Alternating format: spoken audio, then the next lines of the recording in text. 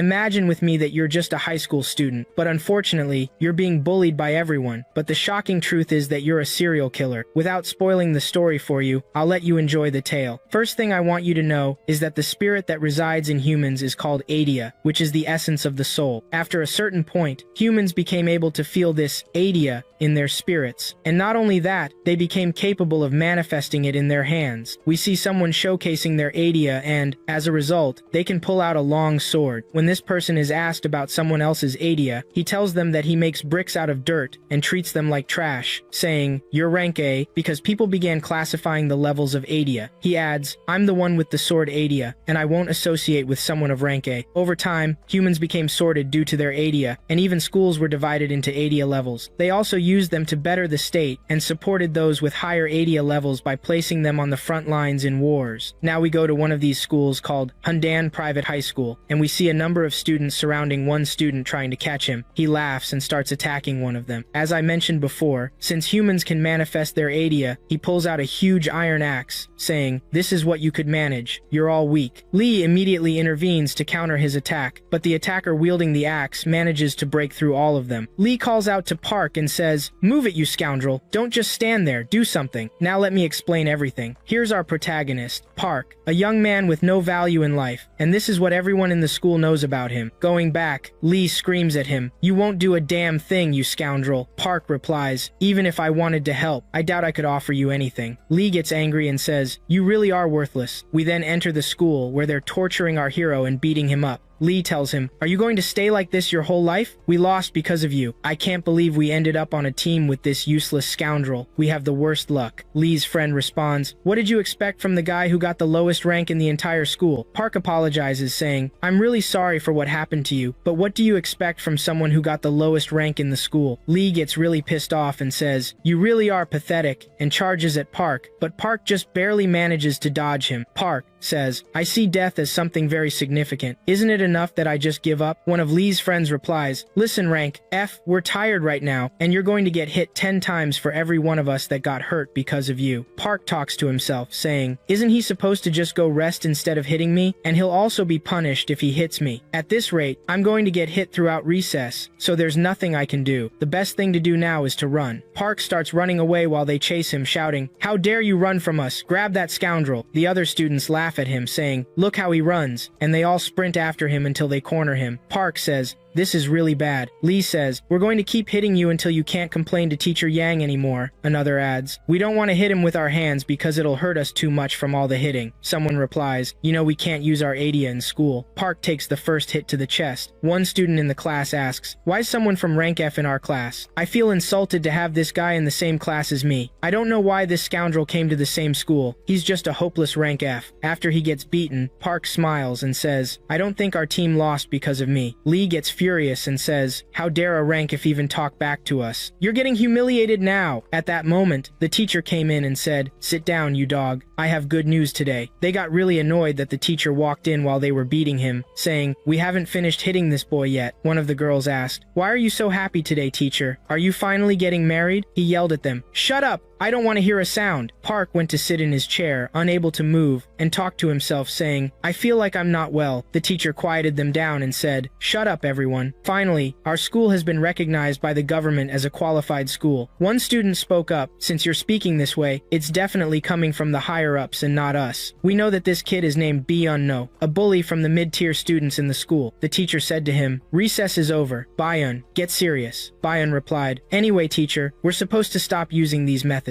The teacher answered, "You're not the one to decide that. Everything that happened was because of the performance shown by one senior student from the 3rd grade. From now on, our school will be a military testing ground. This means you will all receive military ranks based on each of your abilities. You can say that you are now men." Every teacher in the class was given a rank from 2nd lieutenant to squad leader. "You could now say that I am the squad leader of number 10. Boseon asked, "Are we squad 10 just because we're the 10th class? What are you doing to us?" The teacher replied, "Stop talking like that. It's an initiative from the government, and you shouldn't resist. You all need to give your best. You will salute like in the military. There will be a massive amount of people trying to recruit students from our school now. This means you've become soldiers." Park talked to himself. "Why do we have to do it the military way?" He said to the teacher, "We don't want to do it like this." The teacher responded, "Of course, we won't force you to do anything like that. If you don't want to, you can apply to the government and we'll transfer you to another school. Think carefully, Park, before making a decision. I'm sure you know the reason why." The students began to wonder, saying, "Why have we suddenly turned into a military school?" One replied, "You're supposed to at least tell us why." The teacher grabbed a box and said, "I've already told you. The third-year students are a special group, and they helped in classifying the school as a military school. They all got the rank of sergeant." The students were stunned and exclaimed, "Sergeants all at once? All of them in the third grade too?" The teacher said, "Yes, all of them in the third grade are the bright future of Korea, and you've all been recognized by the government. A few from the second grade will get the rank of corporal, because most in the second grade will be private first class." As he handed out the badges, Park was overlooked and given nothing. The teacher continued, "The rank evaluation will be determined by the squad leader, which is me, and I will be responsible for you at all times. If you need anything, look for me. I'll do everything I can for you. Our future depends on you." Park tried to get the teacher's attention since he didn't receive a badge, but the teacher ignored him and said, "Your rank badges won't be pinned on uniforms, but you must keep them safe. There will be a student book where you'll attach your badge afterward, and it will be called the military notebook." Park raised his voice, saying, "Teacher, look at me." The teacher replied, "For the entire school, including first grade, there will only be one student who will receive a rank for a special reason." He looked at Park and said, "Park Jin-sung, you will start as a trainee soldier." Park was stunned and couldn't believe what he heard. He then went with the teacher to the teacher's office and asked, "Did you call me, teacher?" The teacher replied, "Don't worry, I brought you here to discuss your future. What we discuss now will not be known to anyone. What do you think about transferring to another school?" Park responded, "What do you mean by transferring?" The teacher said, "Yes, transferring. The school is already tough on you, and I know that when we change from a regular school to a military academy, you won't be able to handle it." Park said to him, "No, teacher, you should look at my hidden potential. What would you do if I did something great suddenly?" The teacher was stunned and said, "I saw you as a good comedic actor." Park talked to himself, saying, "Is this teacher looking at me like that for the first time? Is he laughing at me?" The teacher advised Park, saying, "Since a ranking system will be established among the students, your school life will become tougher. Son, you know I won't be able to look after all the students I have, and I won't be able to protect you from what will happen to you." Park talked to himself, saying, "Just as I thought, the teacher knows I'm always getting beaten up, and he also doesn't want a rank F in his class. Does he think I'll walk alone after being beaten every day? That's because my idea of rank F is the only worthless one." Park asked him, "I want to ask you something out of curiosity. Do you think there's a ranking in the spirit?" The teacher laughed and said, "Are you joking with me? Of course there is." The other side of Park appeared and said, "I don't think there are ranks for the soul." After that, the teacher entered the classroom and said, "Since you have been divided into teams, each sergeant needs to report the attendance of their members and act like you're in the military." They said, 10th squad, 1st Division, total 10, 0 absentees. 10th Squad, 2nd Division, total 11, no one absent. Park muttered to himself, "Are we really acting like we're in the military? What the hell is going on?" At that moment, the teacher called on the 3rd Division and said, "Byun, do we really have to do this?" The teacher responded harshly, "Byun, Sergeant of the 3rd Division, don't talk like that again, and listen up." Byun said, "Total 10, with 2 absent. I hope that idiot disappears," referring to Park. At that moment, the whole class laughed, and Park was bullied, as the other students said, "Your captain wishes you would disappear. You're not even counted as a person." Someone else spoke to the teacher saying, "Aren't we supposed to include the weak trainees in the count?" The teacher replied, "Cut it out. There's no issue with attendance today. Instead of studying, you'll have an event in the courtyard, and we have government scouts hiding among us who the school doesn't even know the whereabouts of. They will observe how your reactions suddenly change in this environment." Another student asked, "We want to understand. Explain it to us." The teacher answered, "You're all impatient brats. We'll be having group battles that include 1st, 2nd, and 3rd years. The matches have already been selected by the scouts." A student said, "Since all 3 years will be fighting each other, they won't care about us." The teacher replied, "Wait and understand." Even Park was thinking this way, talking to himself, "If that's the case, I'll just spend a long time watching them." The teacher said to Byun, "Isn't your special rank C?" Byun replied, "That's right. Why do you ask?" The teacher questioned, "What is your overall battle ranking?" Byun said, "Why are you asking so many questions? I can beat any opponent." The teacher replied, "That's very good. The first battle will be your team against the 1st squad of the 1st Division in the 3rd grade." Byun was shocked by the news he had just heard. The teacher continued, "Everyone go to the courtyard except for the 3rd team, which is Byun's team. Get ready for battle. You have 20 minutes before you hit the field." He added, "Do your best, Team 3, and you too, trainee named Park. what a character you are. I feel sorry for the soldiers who won't get a ranking for fighting alongside you. Bayan held his head saying, we've been sentenced to failure. We're going to fight the best in the 3rd grade. I can't believe we'll win with a person ranked F on our team. Someone consoled him, saying, since we're bound to lose anyway, we can at least throw a few punches. Biyun retorted, are you stupid? How are we supposed to do that with a Frank on our side? Park rested his head on the desk, thinking, I need to take a little break. I'm suffering from depression because I have to fight with the 3rd years. Bayan approached him and said, hey, Trash, look at me. Park laughed, saying, are you calling me Sergeant? Biyun smacked him on the head and said, you jerk. The way you talk is so infuriating. It's like you want to be hit to get your act together before we even begin the fight. The beast known as Seongwoo is in the 1st squad of the 3rd grade that we're about to face. Still, it'll be tough, even if we have all the stars on our side. And now a Frank like you is filling up space on our special team. Can't you see, you loser? The outcome is clear. Park said, since we're gonna lose anyway, it doesn't matter if I'm here or not. Bayan screamed, the shameful defeat and the impending loss are the same for you. If my ranking drops, will you take responsibility? Park replied, I don't think it's high enough. Your ranking has been weak from the start. Biyun became furious and yelled at Park, what did you say? Park felt scared and answered, I'm not saying anything, Sergeant. Bayun shot back, you trash jerk. I don't even know how to hit you since you're going to fight with me. Park said, getting hit by one of the soldiers or someone of a higher rank isn't different for me. Either way, I'm going to get hit. A thought struck Bayun, and he said, this is great. I know what your role will be in the upcoming fight. Do you think you can do it? Park replied, of course, I'll do whatever you command. Bayun grabbed him and declared, from now on, you will be my personal shield. I want to see how much you can take. And so he took him and placed him in front during the fight, like a battle shield. In the same courtyard, the teacher adjusted the microphone and said, on the right, the 3rd fleet, and on the left, the 2nd fleet. Are both of you, your teams ready? The teacher approached the leader of the 3rd team and said, hey Sang, I want you to show off your skills as much as you want. Sang replied, don't worry, I'll give it my all in this fight while collaborating with my team members. The teacher responded, I'm sure you'll do what you need to do. Sang, the announcer said, members of each team head to your positions. We will begin the competition now. Each team captain has received a bracelet. This bracelet uses the power of the idea to protect you from shock, but it will break once you take a certain amount of damage. When your bracelet breaks, you will be instantly eliminated. At that moment, Bayun grabbed Park and took his bracelet, saying, why are you holding me like this? I feel like your pet. Bayun replied, shut up. I don't want to hear you. You're just a shield. Park shot back, I'm not even an animal. The announcer continued, considering the experience gap between the 2nd and 3rd grades, the 2nd grade must sit for only 5 minutes. One student from the 2nd grade said, I don't think we'll last that long. We're up against the elite of the 3rd grade. At that moment, Park set his watch for 5 minutes and talked to himself. I wonder if the teacher will reconsider transferring me if I win this time. The announcer said, both sides salute each other. Hearing this, Sang said, orders, sir, but Bayun disagreed, saying, damn it, we're dead meat now. The announcer declared, let's begin the fight, and the first thing Bayun did was pull Park back, shouting, Park, wait, why are you pulling me like that? Bayun answered, I told you to shut your mouth. All we have to do is last for 5 minutes. The 3rd squad got very close, and the 2nd squad didn't know what to do. Biyun asked them, what are we going to do now? And the 2nd team was completely encircled, saying, do something, Biyun. You're the captain. Biyun shouted, shut up and protect me. We can win if we hold out for just 5 minutes. Moments after the fight began, most of the team got hit, losing the bracelets they were supposed to use for protection for 5 minutes. Finally, it was Bayun's turn, who was protected by Park, who was now scared, saying, she's looking at us, and not just that, she's also coming toward us. Biyun yelled, pull yourself together, you trash, and block her hits. Park replied, what am I supposed to do, Captain? Biyun snapped back, block her, you useless piece of trash. Park suggested, at least let's run, looking at the teacher who told him to listen to him and said, we have to get you out of this school. To which Park responded, this is getting really annoying, and broke free from Bayun's grip. In a quick reaction, he was able to block the attack. Even the girl attacking him was very surprised, and looked at him, and he looked back at her, his gaze intense. Moments later, she activated her idea's shield, and Park was being foolish again, saying, your shield is really strong. She replied in disbelief, don't be stupid, you reacted to my speed just now. He said, all that doesn't matter, go to my team leader. But she ran away, and when he looked at the timer on his hand, he saw 2 minutes had passed with 3 minutes left. He exclaimed, 3 minutes left, that's way too much. How am I going to stop her? I have to waste time somehow. He said to her, can I just say to you, Nona? I mean, flirt with you. I'm just joking. I'm sorry, you seem angry. I can call you son, she retorted. But I want to tell you that what you're doing is pointless. Get your idea out now, he responded playfully. I'm sure we met by fate. Wait until we get to know each other first, she replied. If you keep refusing to bring out your idea, I'll kill you where you stand. He said, please wait, just understand me and don't rush. She snapped back, get it out fast, because you seem to be more valuable compared to the members of your team. She responds, why are you in such a hurry? Am I supposed to fly? You know that this calmness is a very important feature. She's annoyed by his words, looking like she might take him down, and he panics, saying, I'll show you. Wait, I'll get my idea out for you, but don't be scared. We had an agreement. He really does start pulling out his idea while she stands and watches. In the end, he pulls out a dagger from rank F, and it turns out to be just a very ordinary dagger with no special features. After he reveals the dagger, he seems happy and says to her, look, what do you think? Sun clutches her head in disbelief and says to him, are you the rank F student that the rumors are about? He replies, yes, I'm the user who's very famous for being rank F. Park says, I consider this dagger rank S among all ordinary daggers. Sun leaves him and walks away, to which he calls out, wait, it seems I've disappointed you. She replies, I thought you were strong based on the way you stood up to me, but it looks like it was just luck. He says, wait, don't leave. You wanted to see my dagger. You can't just go. If you keep walking away, I'll sneak up from behind and attack you. I'm warning you. She retorts, I have no reason to waste my time with someone of rank F like you. That's a waste of my time. She's shocked when she sees Park attacking her in a professional and unconventional way. He mutters to himself, I thought she'd keep ignoring me, but she's not easy. He catches her off guard at the right moment to attack, and she manages to defend herself. But the odd and surprising thing is that he acts silly again, saying to her, the shield you have is really strong. At that moment, the rest of the class laughs at him, saying, that's expected from rank F. The girl thought he would attack her and cause her damage, but he let her pass and backed off. She says, you have good reflexes, but your idea is unclear and weak. Since I've confirmed it doesn't work well for you, let's stop here. Park says, I want to buy some time, and looks at his watch, finding that 2 minutes are still left. At that moment, Sun turns to Bayan and says, you worthless scum. You couldn't even last 5 minutes against her. She gets closer and adds, isn't it a disgrace what you did? You ran all the way around the field in front of me. Bayan says, I was taking it easy on you. I didn't want to hurt you. Sun replies, I don't want you to take it easy on me. Do what you want. Then she attacks him, saying, I want to see your strength. Byun retreats and stands on a very large rock underground, and it's clear from his look that he had someone place this rock there. Sun asks him, when will you prove your capability to me? Byun laughs arrogantly and says, since you want me to prove my strength, I'll show you. Sun is surprised and asks, what will you do? In that moment, Park realizes that Byun is about to use his idea and calls out, get over here, you armored one. What you're doing is dangerous. Byun can hurt you. Byun immediately pulls the rock out from under his feet, standing on top of it. We know this ability can pull something out and stick it. The rest of the class is shocked, saying, she's a third-year student. Can she withstand that attack? Another person says, I don't think so. That rock is way too big. Sun tells him, you weren't just running aimlessly. You were looking for a rock you could use your idea on. Byun boasts, saying, you fool, take this rock and get out of here now. I'm Byun and I'm going to win anyway. But at that moment, someone interrupts him from behind, saying, sorry, second-year student. He strikes him down to the ground. Byun exclaims, damn, how can a third-year student come from behind and hit me like that? Sun had activated a protective barrier to shield herself from the rock thrown at her, but her team leader appeared and shattered the rock. She asks him, why did you do that? It was a great chance for me to show my special feature to everyone. Why did you interfere, team leader? He answers straightforwardly, that attack was dangerous, and my duty dictates that I need to protect my team members. Do you mean to say I wouldn't have been able to withstand it? Byun responds to Sun, I'm sure you could hold your ground against that rock, but that scumbag wouldn't have let you, and he would have intensified his attack if I hadn't intervened. Byun was trying to attack him, but the other guy knocks him down, using a rank B ability that can grab and move anything within a certain distance. Park stands back and observes, saying, what's this? The team leader has been laughed at. Meanwhile, the leader of the third team looks at Park and says, you scum. Park becomes frightened and says, I give up. I won't do this again. The team leader of the third team approaches him and says, you used your idea on Joey. Park replies, that's because our team leader is a disorganized man, and I made that decision just to hear his words. The team leader responds, you're a liar and don't know how to lie. Park says to him, wait, I withdrew. You don't understand. The third team leader attacks him, grabbing him, and the dagger falls from his hand. Park tries to say to him, listen to me. With a powerful motion, Park is able to catch the dagger in a very professional way and attacks the team leader fiercely, causing the third team leader to retreat, asking him who he is. It seems your spirit is amazing.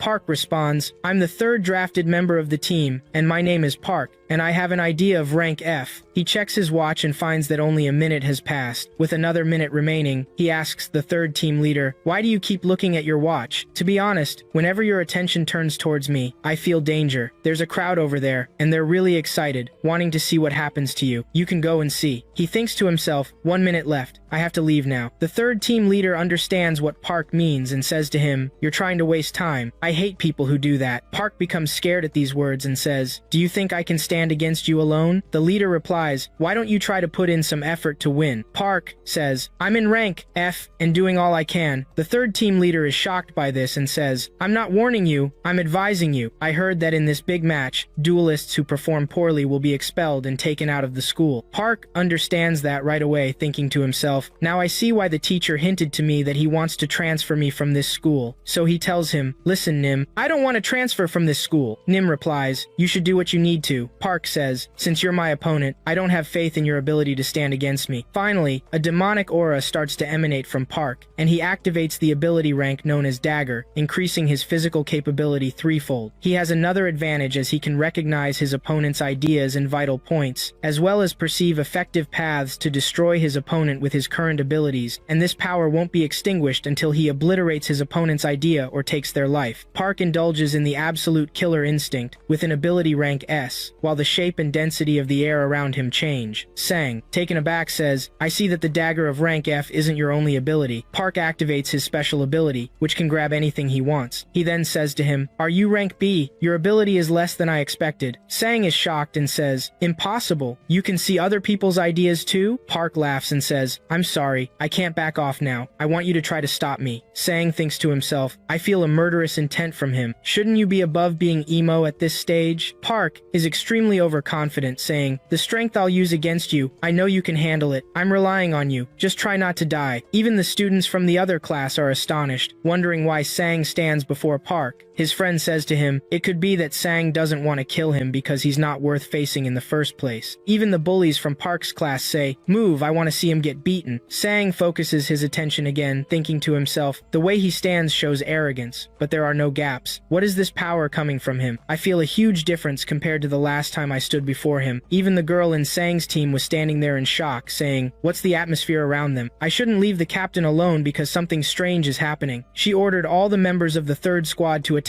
Park now. When they tried to catch Park, he easily escaped from them, leaving them amazed at his strength. But in a moment, Joey managed to grab him, and Park laughed, saying, "Your armor is heavy." So Sang asked, "What was that you did, Joey?" Joey replied, "I did what I did before. Just as it's your duty to protect your team, it's my duty to protect you." Sang shot back, "I didn't need protection." Then Park said, "Are you sure about that?" In an instant, he wiped them all out. Sang was astonished, saying, "He attacked us so fast. No one can respond to that speed." Strangely, he didn't hurt any of them. Sang laughed and said, "Use your idea before it breaks more, Joey." But sadly, it was too late, and she realized too late that this attack was way too fast, and her armor had shattered completely. She asked in disbelief, "Did he cause this much damage?" Not only that, but he also broke all their walls that were supposed to protect them. Sang stood in front of Park, astonished and unable to grasp what had happened. Park laughed as if he hadn't done anything and said, "Your team has really good teamwork." Sang responded, "Clearly, you've gone back to your old self." Park said, "5 minutes have passed. Can you all get away from me now? We are the winners." Sang turned to Park,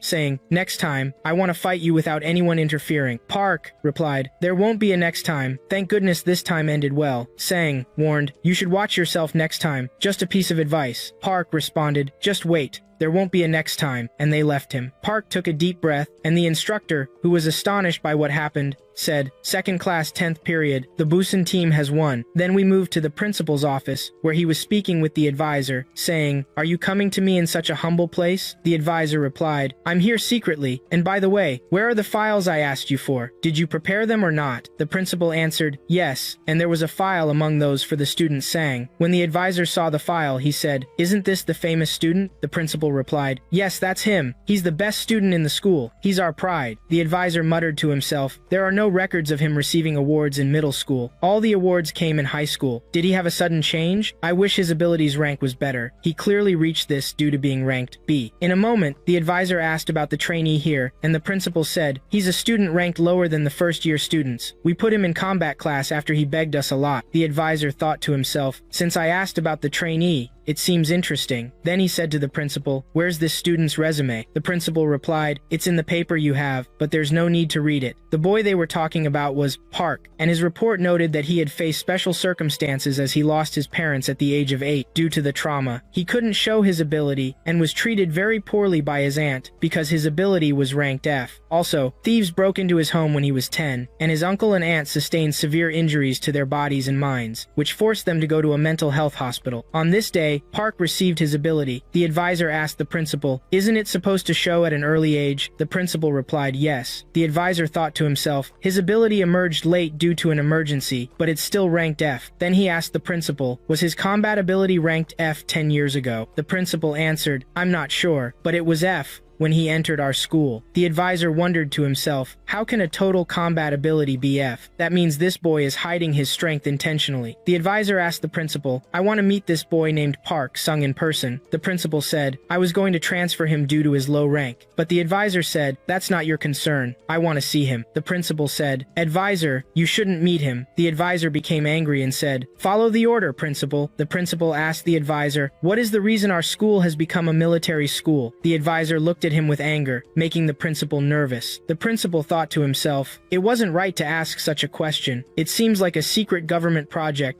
or something like a special military plan. I don't want to know. I wish I hadn't asked. Then he said to the advisor, "I'm sorry, I shouldn't have asked you something like that." The advisor responded, "We're preparing for an invasion from the north, but with this system, we hope that there's a student who will change from his past." Finally, this exhausting day at school came to an end. Now, let me tell you about my morning routine. First thing, in the name of Lord, the most gracious, the most merciful, I wake up at 6 in the morning, feeling really energetic, with a smile on my face. I stand in front of the mirror and say to myself, I can do this today. I'm the best person in the world.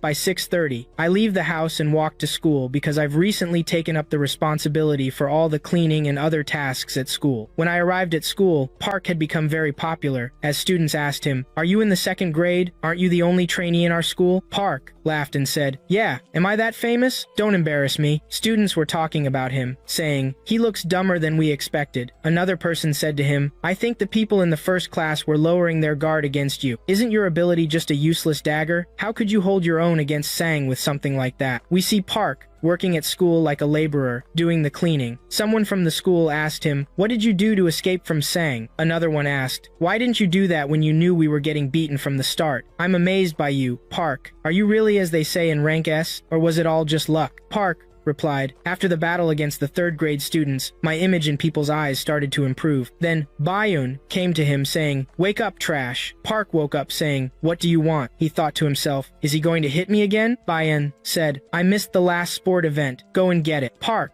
was surprised and said, "Did he not hit me? Or what? I think they stopped bullying me because of what happened." Then a girl asked him to pass her the social studies homework because she hadn't turned it in. Another person said to Park, "Here, return the book to the library." Park replied, "Instead of hitting me, now they're starting to give me homework and tasks to do. What is this bad luck?" Next, we moved to the 10th class, where the teacher Valentino finished the lesson and said, "Do you know that today is the last day you are joining the clubs? It's mandatory for 2nd-year students. You have to join one of the clubs offered to you today." Park was holding the paper and was saying, "Oh dear, what will I commit to now? Who's the fool that's going to make me join with him?" Then the teacher said, "Anyone who doesn't join a club will be punished. Do you understand clearly, Park?" Everyone laughed at him and said, "It's impossible for there to be a club that accepts a rank F person like you. They're going to test you to see how weak you are." Park said, "Laugh at me. I'll show you who Park is later." When he looked at the paper, he found 7,000 clubs listed and said, "Oh my lord, what's this? All the clubs are based on using abilities or military training." Everyone in the class was talking about which club they would join, except Park, who was holding the paper in confusion and didn't know what to do. He said, "I have to join all the clubs, and my ability is up. It's not clubs anymore, it's just groups of people with connections." Then, Park found a club written in its conditions that stated no use of abilities was allowed, and their goal was just to develop physical fitness. He became happy and said, "This is it. No restrictions on abilities. I'll join this club. It seems I'll get into a simple physical training club, and I don't think a lot of people will join it." But he was very surprised to find that this club used the gym that everyone loved. loves. But the surprise was that he found many people fighting to get in front of this club and said, "Why are there so many people here? It seems I came to the wrong place, but I'm sure this is the spot." A person from the first grade shouted, "Look guys, the second grade student with the F grade is here." Another person spoke up, "He really is in a higher grade than us, but technically he's just an intern. Am I supposed to address him formally or what?" Park began to talk to himself, saying, "Most of the first graders are here, and joining a club isn't mandatory for them, it's mandatory for us. Why are so many of them here?" The first grade students stood outside and said, "If there's a club president, he should come out so we know how to talk to him." And when they saw him, they were shocked and said, "What's this? Are you the president?" Park asked, "Who is the president of this club?" When he saw the president, the paper he was holding fell to the ground, and he said, "What's this? How can this happen? I need to escape now. It seems the rumors are true." The club president approached him and said, "What's this, Park?" Park was stunned and replied, "Oh my lord, it's Sang, the president of the third team." Park asked him, "Are you the president of the club?" Sang replied, "I never expected you to come here. I'm surprised by you, Park. I ask all applicants to come in and get ready." Park stood there thinking, "I need to escape now. There's definitely going to be a problem if I get involved and go in with Sang." And when Sang saw him trying to escape, he said, "Where do you think you're going? Come here." Park replied, "I think I came to the wrong place. This isn't the club I want." Sang said, "Don't joke with me. There are no other club members. Are you still set on your opinion and don't want to join us? You're coming here because you know the numbers joining us are few." Park laughed and said, "There are many applicants." Sang replied, "This club isn't for everyone." Park wanted to walk away, saying, "As you can see, my level is lower than anyone, and I'll come back to you later." But Sang pulled him back and said, "You're going to take the entrance test now, just like the other applicants." Park said, "I told you I don't want to join." Sang then turned to the other trainees and asked, "Are you all doing okay? I see there are many this year. We will now start the test, and I want to tell you it's simple. You will do as I do until I finish. 30 push-ups and 30 squats." The first grade students were very happy and impressed with Sang, saying, "How handsome he is, and what a good voice." While the other part said, "Just one group. I'm definitely joining. What are these easy conditions?" Our friend Park said, "I don't want anything. I want to go home." We saw the first group doing the exercises, and Sang began to kick them out one by one because of their poor performance, saying, "You need to do it at the speed I do." They began to collapse on the ground from exhaustion. Park watched and said, "What are these exercises? He can do them easily without changing his facial expressions." He saw the students in front of him doing push-ups, and they were unable to keep up. Park remarked about Sang, "He's like a kind of monster." After the test ended, Sang told the first group, "You all need to leave. None of you can join the club. Now the second group will begin." They were very scared and said, "We can't. He's scary. You go, Mr. F. I will never stand in the front." Park said, "I don't want to be at the front either." Suddenly, Park found himself standing in front of Sang, joking with him, saying, "Are you sure, Sang, you're human? I think the difference between you and me isn't just a year." Sang replied, "Don't say that, Park. Come on. The second group starts now." After a while, we saw Park listening and doing the test with Sang. He talked to himself and said, "I don't know if I can handle this situation or not. I have tried my endurance alone to be able to handle the bullying directed at me. I thought I was good at this training, but what Sang does, no normal human can do." The three of them were doing the test and were unable to keep up. Sang told them, "Very good, this is what you've reached. You're the second group. You will increase my speed." Park shouted, "Calm down a bit." Someone from the onlookers asked, "How many groups have they done so far?" A friend answered, "They reached 7. Another person said, "As expected from Sang, he's amazing, but the F guy is good too." Even Sang praised Park. Sang rushed over to Park and said, "What are you doing? Are you crazy?" The onlookers were shocked, saying, "Oh my lord, this is too much. It looks like the A is going to do it." They began to cheer for Park, who reached 27 in his sets, also surpassing 28 and 29. When he reached 30, Sang said to Park, "That's very good," and Park collapsed on the ground. The onlookers wondered, did the A do it? It seems he's the only one who succeeded among all the applicants in the test. Park said, "I feel like I'm going to die from exhaustion." Then someone from the outside commented, "I'm amazed. Congratulations on your success." Park rested, saying, "Not bad. Are they praising me?" "I think so." Sang extended his hand to Park and said, "Welcome to the HT Club, Park." Park replied, "Thanks. I'm leaving now." Sang responded, "You won't wait longer than that. You can join us starting tomorrow." Park told him, "You didn't hear me, my friend. I'm leaving and not continuing." Sang said, "The effects of the exercises are multiplied when we practice together. I've been waiting for someone like you to keep up with my speed." Park retorted, "What's your level? I would have died if we did another set. I thought you were torturing me like the rest of you." Sang replied, "Any new member coming in,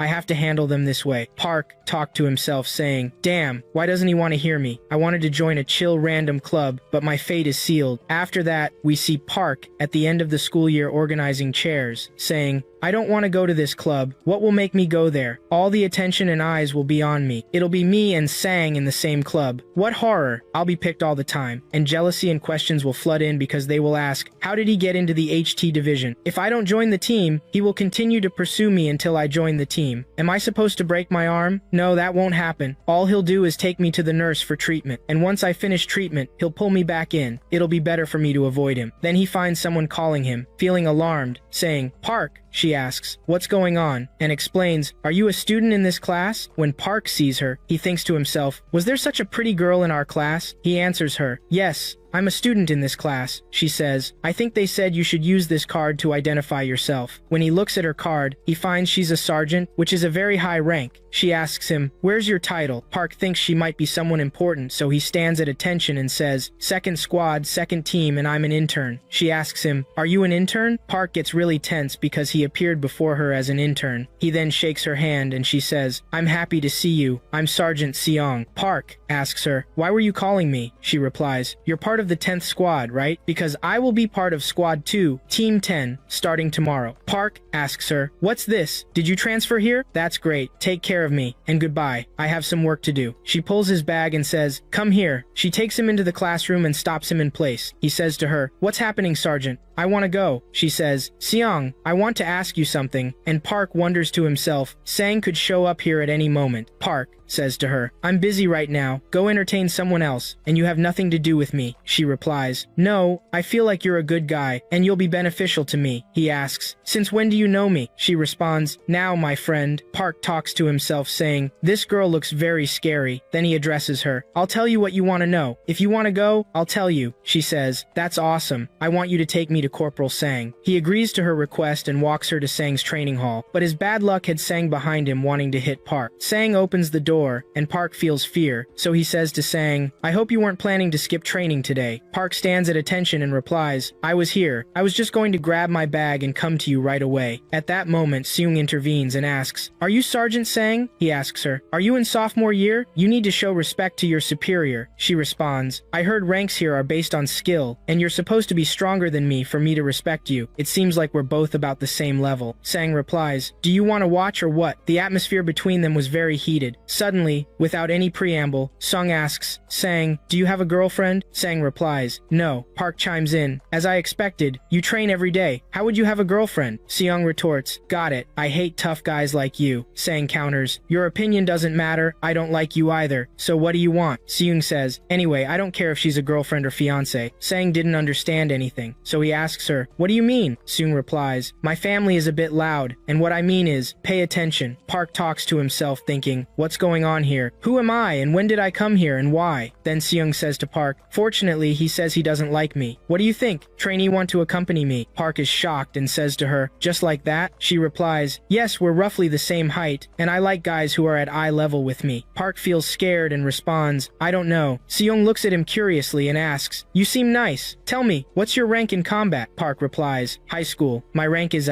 She says, you're lying. Park insists, I'm not lying. I'm telling the truth. Sung counters, impossible for anyone in the world to have an A rank in high school. He replies, that's our rank. She responds, you're joking. Stop lying. Sang interrupts their conversation, saying, we have training now. Come on, go away, girl. After that, they go off to start training, but she hasn't left yet. After Park finishes training, she says, at first, I thought you were doing this to avoid me, but when I saw you training, I see it's different now. Park asks, why did this girl come after us? She continues, are you okay? He says, help me, I can't breathe. She replies with his earlier words, since when do you know me to ask for my help? He shouts, you just asked me to be your guide. Park is yelling, what is this training? It's way too much. Until Seung says, hey Sergeant Sang, why are you training with this kid? He's just a trainee. Sang replies, even though there's a rank difference, I found him a partner to train with. and that's enough. Seung says, honestly, I don't know why you chose this person and what potential you saw in him. Tell me now the secrets that this boy has. I'm sure you've seen what he can do. Sang replies, I don't know what you're talking about. I see you expecting certain things from Park. Sing retorts, you don't want to tell me. In that case, I'll go ask Park myself. Then she says to Park, hey trainee boy, you've definitely heard us talking. Answer the question I asked? Park laughs and says, no, it's just imagination. I'm just a rank student who's useless. Sang comes over and pulls Park, saying, enough of this. We've pretended to be ignorant long enough. Let's start the next training. Park says to him, wait, why are you sad? Miss Sung, please help me. Then they go to class, and the teacher says to them, focus on me. There's a new student joining us today. He says to Seung, come in. Seung, one of the students in class, comments about her, saying, how does a student get transferred at this strange time? Another says, she seems pretty and strong. When she enters, she asks, where do I sit, teacher? He replies, there's a spot at the end of group challenge, but before you go and sit, introduce yourself to them first. She looks at Park and approaches him, saying, you're in the third group. The teacher tries to stop her, but she continues and says, please, put me in the third group. The teacher replies, the third group doesn't have room at the moment, but she doesn't care about the teacher's words, and she goes to the guy sitting next to Park, saying, no, I want to sit here. Can you move from this spot? He replies, wait, this is my spot and I won't move. Seung gets angry and frightens him, saying, you won't move. He panics and says, no, I'll go sit somewhere else. Seung says, I don't know how to thank you. Then Bayan talks, saying, what's wrong with you, girl? Who do you think you are to act like this? I'm responsible for the third group. Tell us your rank and name now. She provokes him, saying, is your military rank higher than mine? I heard that the rank of corporal is the highest, and I'm a corporal. Then she says to the teacher, teacher, I'll sit here. Bayun seems shocked, thinking she's lying. Even the teacher says, why is this girl so strange? Do you really think you can sit here after sitting down? Park holds his face and says, I will never be done with the troubles. Seung then speaks to him, saying, hey trainee soldier, don't you like me? Why aren't you interested? I came here because I agreed with you yesterday. Do you want me to treat you like them? We should get along well because of our agreement. Park gets scared and says to her, sure, we'll get along. And don't say I don't like you. I do like you. Then the teacher calls out to her, saying, hey Seung. She replies, yes teacher. He says to her, aren't you supposed to introduce yourself to the class? Seung agrees, but says from her place, I'm standing here. Bayan yells, it's a basic rule to stand in front of the class to introduce yourself. She tells him coolly, I believe everyone can hear me from here. Suddenly her expression changes, and she says to her classmates, I'm happy to meet you all. I'm Kim Seung, a transferred student, and I will be part of class 10. One student says, why are you being so rude? His friend replies, I think she's coming from troubles in her previous school. Seung says, I'm a corporal, and my idea is that of the White Jade Goblin. Although my family suggested I come to this school, I hope we all develop together. I will take care of you all from now on. Everyone is stunned and says, what's this? The White Jade Goblin of the Kim family. She's definitely telling the truth. The teacher calms them down, saying, calm down. I can't believe that the White Jade Goblin is in our class. We all know that this is the only idea that is inherited. Usually, ideas are not passed down. This has never happened in history where two people have the same idea because the spirit engravings are unique. However, there are people who wish to transfer their ideas to their offspring so that they become stronger, making them more developed, fierce, and dangerous. In family lineage, there's only one person who succeeded in that, and that is the Kim family, which descends from King Suro. The members of the Kim family neglected their family and focused on endless education, conflicts, and fighting over several generations. To protect their lineage, they married into other families, thus acquiring unusual ideas. However, the White Jade Goblin appeared in every daughter of the generation, and the original family's population declined to the brink of extinction. However, in the last generation, a girl was born with the goblin that wields a sword, and this girl possessed physical abilities and complete capabilities, surpassing males as well. It can be said that Kim was considered a genius from birth, recognized for her strength by the family, and can be described as a miracle. Back in class, Seung asks the teacher, can I sit or will I be standing? The teacher replies, of course,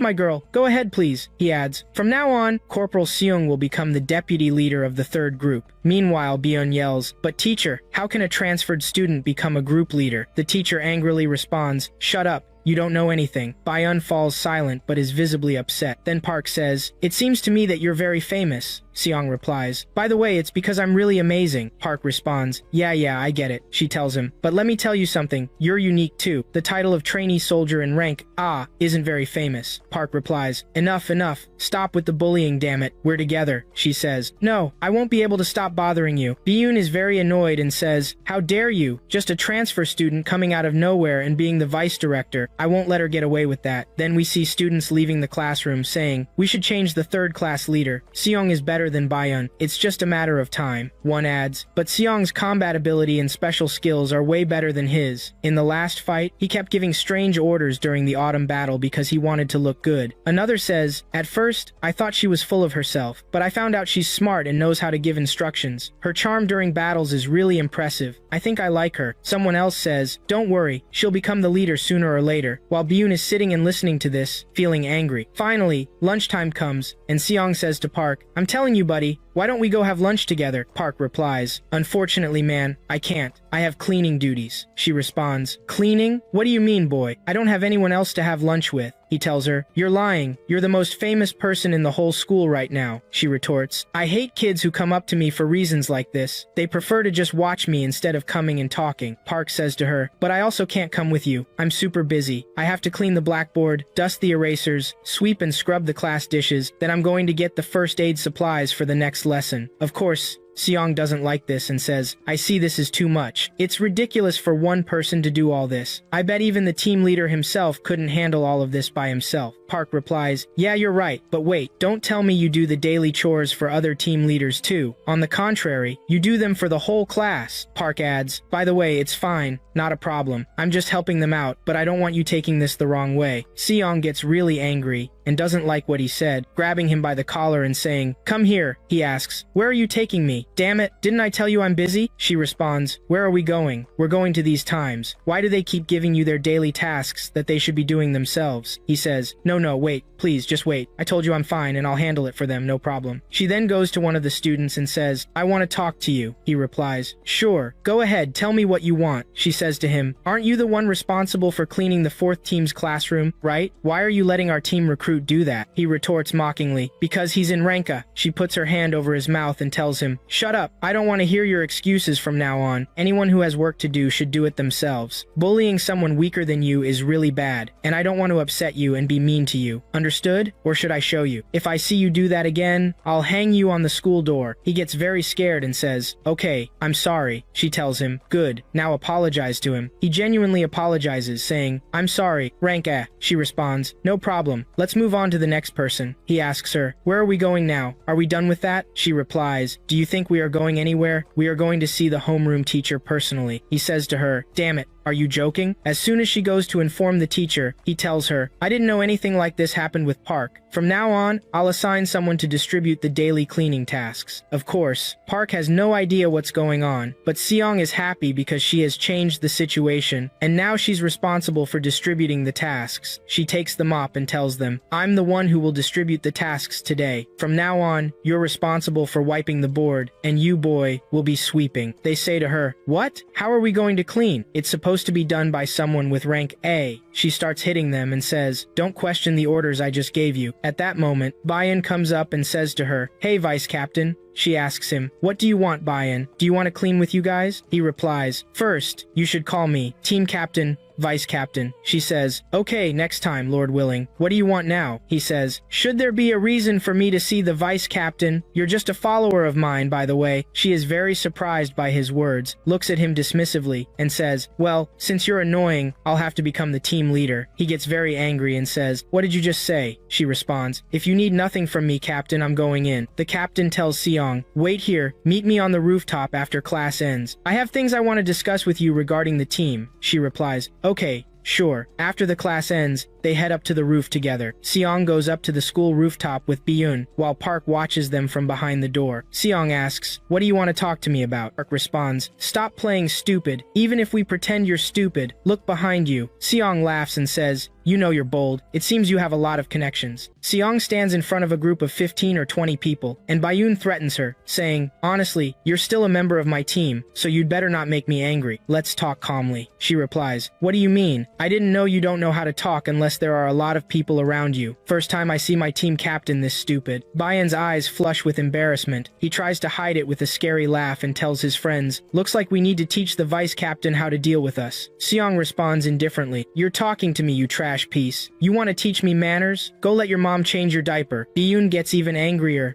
veins popping on his face, saying, "But I'll put you back in your place since the day you were born." She looks at him dismissively and says, "I see you're empty, boy." He tells her, "By the way, the head of class is supposed to follow the sergeant's instructions." She retorts, "Do you think you're stronger or smarter than me? What should define your rank? Either you're physically strong or can make better decisions than me. At least if you want to command me and be above me, you need to be better at one of those two things." He becomes furious and insults her, then says, "Okay, fine, for your mother's sake, I'll let you go." Then, he turns to his friends, saying, "Let's go, guys, everyone leave." Seong notices their number and starts counting them, saying, "All of you use your melee skills, and most of you don't have any long-range skills." Bien says, "You seem to look down on them because their skills are weak." She replies, "What's this? I thought you were the weak one, for real, and just a weak and foolish kid." "Sorry, blame it on my eyesight, kid. Walk away. You've just dragged your dignity on the rooftop of the school." Of course, Biyun doesn't do anything but get angry, saying to her, "There's something you don't understand. If you use your powerful skills and a fight breaks out inside the premises, you'll be punished for that, especially since your level is high, while they won't be punished because their skills are very weak." He continues, "Therefore, these weaklings will use their skills, and no one will notice.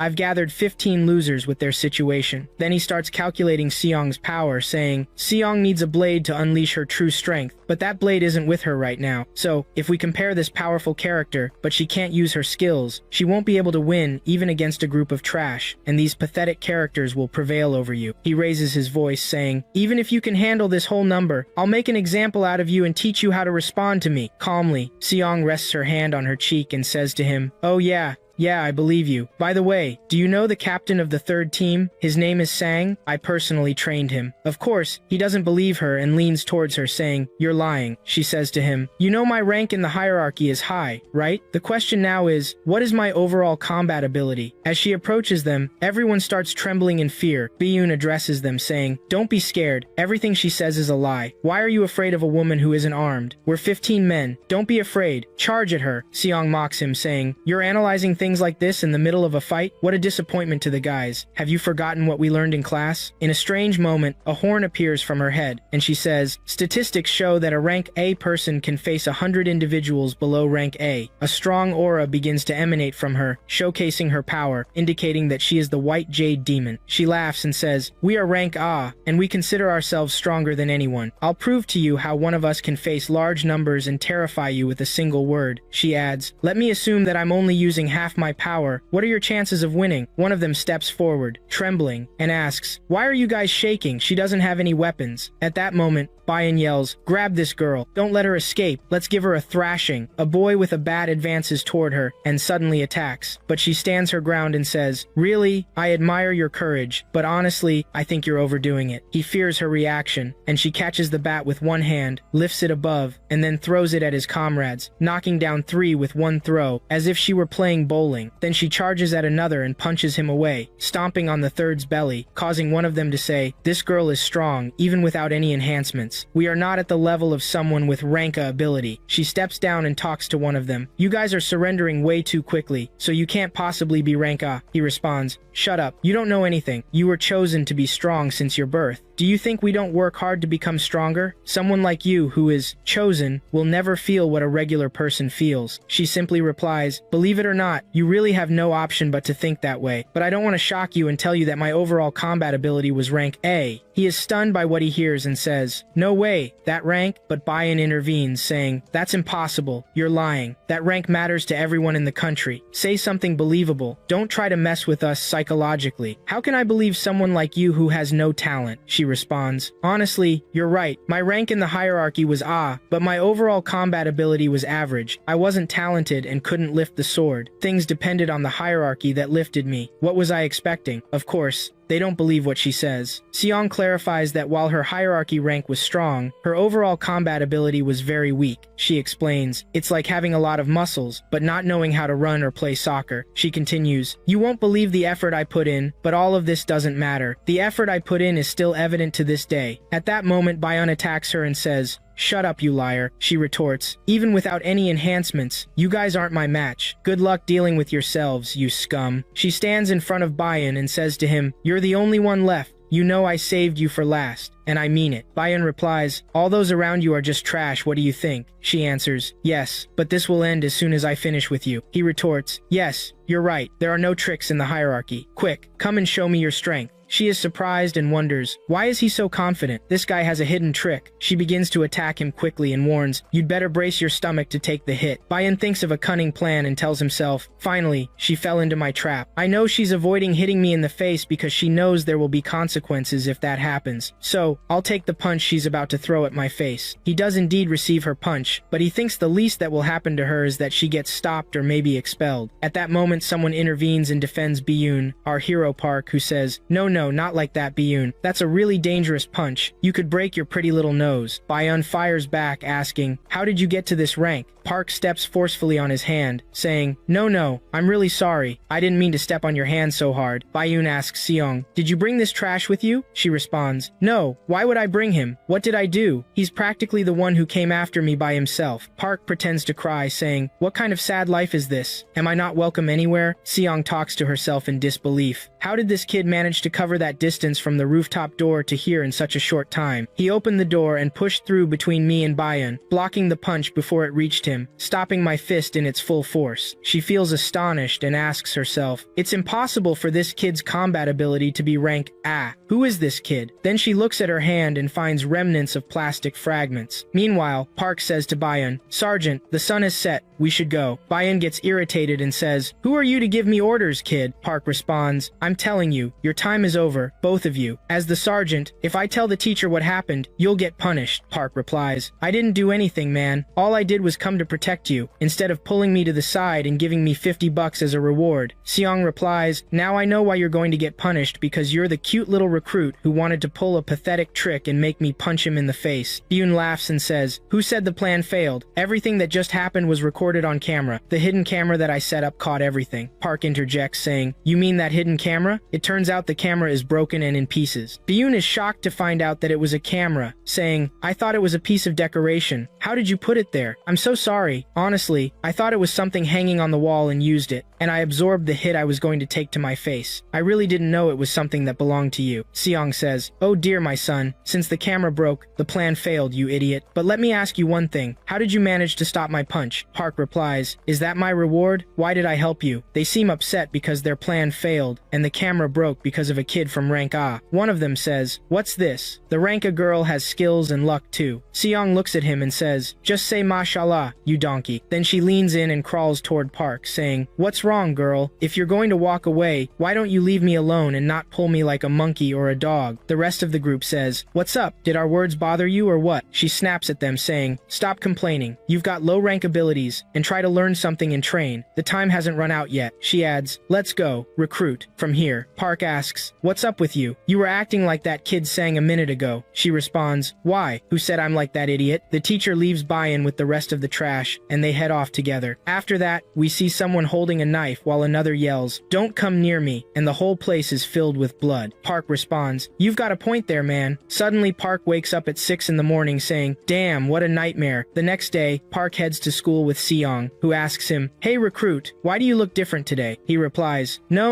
I'm just a bit tired. By the way, tell me, where are we going?" She answers, "I honestly don't know, but the teacher told the people of rank sergeant that since the class is merged with the first aid class, we are going to the place they are comfortable in." Park asks, "Then why did we get out of college altogether?" She responds, "I have no idea." At that moment, Sergeant Biyun speaks up, saying, "Stop here, guys, we've arrived." Students from another school come in and say, "Are you from the Yun school? This is the first time I've seen kids from the Yun school. Why are you late?" Bayun gets angry and says, "Who are you?" The provoking individual replies, "I don't want to see your face. I want to see Seong. I heard she's prettier and smarter than you." Bayun gets irritated and says, "Seo Jung is the captain of my team. If you have anything else to say, just say it, and I'll smash your nose." The other replies, "Is this for real?" "Yeah, I heard that. Your military style cracks me up, seriously. Who do you think you are, kid?" Responds, "I'm the special trainee from Yun High, and the second-class sergeant of the 10th squad of the 3rd team. Last time I'll ask you, who are you guys?" Students from the second school start belittling Biyun, saying, "Are you gonna show us a badge or what?" Biyun curses at them and says, "You bunch of trash." One of them interjects, "What's going on, guys? Don't pick on the second school students. Sorry, man. I apologize for what our students are doing." they're just a bit reckless and overly excited. When the students see the newcomer, they are taken aback by his appearance and say, "He's so handsome." Then he introduces himself alongside his fellow students. "We're from CO High, and I'm glad to meet you, buddy." He extends a handshake to Byun, but Byun slaps his hand away and says, "Shut up and explain what's happening." The guy from the second school, despite what Byun did, replies, "What's up, man? Can you just chill?" At that moment, Seojung steps in and tells Byun, "Stop acting foolishly. You're lowering our evaluation." As soon as the boy from the second school sees Seojung, he says, "Oh wow, you're Seojung. I'm really glad to see you." She responds, "Are you trying to befriend me, kid? Our teams are here to present an activity with the first aid class. Why are students from CO coming here? Can you explain what's happening?" Sung laughs and tells her, "We're the first aid class you're looking for, sister. We're CO High, second floor, first aid class. Honestly, we've been waiting for this day for a while." They gather in what looks like a bank, and no one from the classes knows why they're meeting here. It seems both schools have a good relationship with the bank. When they enter, the guard addresses them, saying, "Looks like this place is reserved for us since there are no clients here." The guard says, "You're the students coming to train." When they see them, they exclaim, "What a bunch of huge kids you are." They recognize themselves to the bank's security guards. Seojung also introduces herself, and the bank guards compliment her, saying, "For how small you are, you seem very sharp." She responds, "If there's something important I can do, please let me know. We're here to do what exactly?" One of the guards replies honestly, "I'm so impressed with you that I want them to hire you at the bank once you grow up." Seojung replies, "Of course, I won't agree, because I work in better places than this." "What bank, and what nonsense are you talking about?" Park observes what's happening and says, "Right now, they're treating us like kids on a field trip. Why don't they consider us a combat force? We're not expected to do much here in the bank. All we need are the points we'll get." While Seojung is calling out to Sung, he says to her, "What's up, darling? Why are you standing alone like that?" She retorts, "Stop being a clown. Split your class into 4 and put them in temporary teams. We're supposed to present a good image to the bank. We don't even know if there are teachers here or not." Someone from the bank offers them some drinks and snacks, and most of them agree. But this situation makes Seojung uncomfortable. She says, "Are they kids or what? Why aren't they taking this seriously, guys?" One of them comes and says, "We'll have coffee. We'll get you the coffee. This isn't just any coffee. It's made with a coffee machine." Seojung feels the urge to drink coffee, so she puts her sword aside and says, "Okay, fine, let's have coffee." Now, we go to our friend Park, who is hiding in a corner, telling everyone, "Make yourselves comfortable." He looks relaxed, but suddenly he doesn't finish his sentence before he finds Sung standing in front of him and recognizes him. Park says, "What's up, man? You startled me." Sung replies, "You were the one walking with Seojung, right?" Park starts to talk to himself,